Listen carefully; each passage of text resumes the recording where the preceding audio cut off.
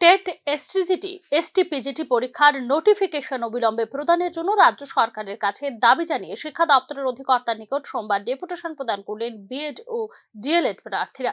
গত 2 বছর আগে 2022 সালে টেট এসটিজিটি এসটিপিজিটি পরীক্ষা হওয়ার পর আজ পর্যন্ত এই পরীক্ষা সংক্রান্ত কোনো নোটিফিকেশন দেওয়া হয়নি।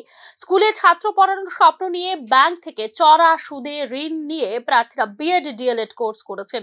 শিক্ষক নিয়োগ সংক্রান্ত পরীক্ষায় বসার যোগ্যতা সম্পন্ন প্রার্থীদের মধ্যে অনেকেই বর্তমানে বয়স উত্তীর্ণ হয়ে যাচ্ছে।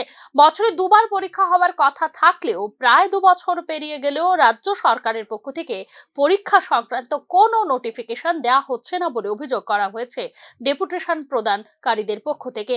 পরীক্ষা সংক্রান্ত নোটিফিকেশন প্রদান সহ বিভিন্ন বিষয় নিয়ে রাজ্য সরকারের কাছে ও এডিসি প্রশাসনের কাছে বারবার আবেদন করা সত্ত্বেও মিলছে না কোনো সদুত্তর। তাই চাকরি প্রার্থীদের ভবিষ্যতের কথা চিন্তা করে অবিলম্বে পরীক্ষা সংক্রান্ত নোটিফিকেশন প্রদানের জন্য রাজ্য সরকারের নিকট আবেদন জানানোর উদ্দেশ্যে এদিন উচ্চ শিক্ষা অধিকর্তার নিকট সৌজন্যমূলক সাক্ষাৎকারের মাধ্যমে ডেপুটেশন প্রদান করা হয়েছে বলে ডেপুটেশন প্রদানকারীদের পক্ষ থেকে জানানো হয়েছে।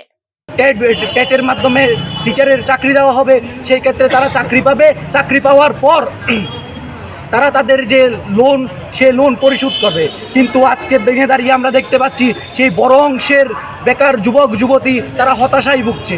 তাই আজকে আমরা রাজ্যের মাননীয় মুখ্যমন্ত্রীর কাছে, যিনি আমাদের রাজ্যের শিক্ষামন্ত্রী, আমরা ওনার কাছে চিঠি দিয়েছি, কিন্তু কোনো ধরনের সদুত্তর আমরা পাইনি।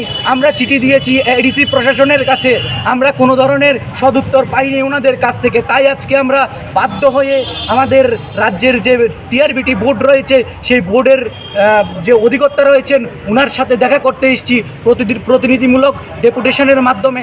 আমরা আজকে আবার